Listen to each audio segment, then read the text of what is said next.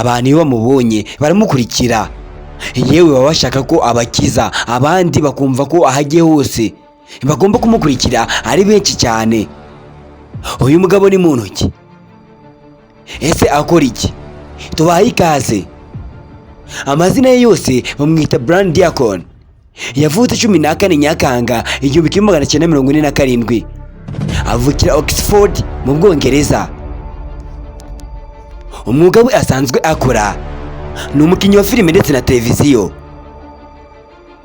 Anga reka tubashe kuba twareba amateka y'umugabo bita Brian Deacon. Uyu mugabo Brian Deacon yatangiye gukina filime mu myaka 1970. Yabanje gukina uduce dutandukanye nka filime bita Minores. Muri series ni filime zo mu Bwongereza. Uyu mugabo azwi ibikorwa byinshi ndetse n'uburyo asanzwe akoramo ibintu bye neza. Uyu Brian yarazwiho isura ituje, ijwi rituje, imyitwarire igaragara icyubahiro cyangwa se igaragazwa n'icyubahiro. Ibyo byatumye abatunganya filime bamubonamo nk'ukwiriye gukina uruhare rukomeye kandi rw'iyobokamana. Filime yamuhesheje agaciro ndetse ku isi ni filime ya Yesu. Uyu Brian Deacon yakinye Kristo. Iyi filime yerekanwaga cyane mu bihe bya Noheli na Pasika. Ahangaha icyamuhesheje agaciro mu iyi filime yabashe kuba yakina ndetse n'icyubahiro. Yakinye Yesu atarimo gukabya, yagaragazaga urukundo, imbabazi, ituze n'ubwitange. Uyu Brian Deacon niwe wagaragaje Yesu mu buryo bwumvikana kurusha abandi. Ukuri ni uku, Brian Deacon ntazwiho secondaries zikomeye, ariko hari ibintu byavuzweho byegereye n'akazi yakoragaho kajyanye na televiziyo ndetse no gukina filime.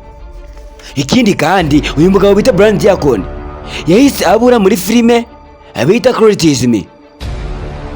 Abantu bamwe bavugaga ko nyuma yo gukina Yesu Kristo atabonye amahirwe menshi ya filime nini. Ibi byiswe typecasting, gukinisha umuntu uruhare rumwe rukamufungisha. Uyu Brian Deacon niwe muntu wabashe kuba yagaragaza uburyo abantu bagaragaje kwakitinga filime ya Yesu Kristo abikomoye kuri Bibiliya. Uyu Brian Deacon abantu ntabwo babashe kuba bamubona ngo bumve ko yabaye yakoresha sinema, ahubwo mu by'ukuri ari we Yesu Kristo. Ahangaha turabasha kuba twaba ukuri kuzuye ndetse n'ukuri kwa nyako. Uyu Brian Deacon ntago ari Yesu nk'uko babivuga. Iyo ugeze muri kiliziya ndetse n'izindi nsengero zose tutabasha kuba twavuga, uyu Brian Deacon usanga ari umanitse mu nsengero zitandukanye, ku bishushanyo ndetse no mu bidari. Izo midari nizo Yesu Kristo abamanitseho, ari we bita Brian Deacon. Bikaba bivugwa ko ari bo abantu babasha kuba basenga cyane. Urugero nka Kiliziya Gatolika ibasha kuba yamwikiza imbere, kuko yewe n'umuntu wese ubasha kuba yabona yabatijwe, yahawe ndetse yanakomejwe, bamutegeka kwambara umudari cyangwa ishapure birimo Brian Deacon. Uyu mugabo rero ni umugabo w'ibinyabitangaza cyane ku isi. Bavuga ko uyu mugabo Brian Deacon filime yabashe kuba yakina itamuhesheje amahirwe menshi kugira ngo abashe kuba yeraho yamamara. Uburyo bavuga ko uyu mugabo Brian Deacon ari we muntu wakabashe kuba ari umukire wa mbere ku isi bitewe na filime yabashe kuba yakina Yesu. Ariko kugeza n'ubu ngubu abantu ku isi uwo bamubonye baramukurikira, bakamusanganira, bakamwifotorezaho ndetse bamukurikira ahari kuja ngo babonye Yesu. Abarwaye, abafite ibibazo bakamwunamira ati Yesu dukize cyangwa se dufashe, dukorere nk'ibyo wabashe kuba wakorera i Yerusalemu. Ariko ndababwiza ukuri yuko uyu mugabo Brian Deacon ni umuntu usanzwe.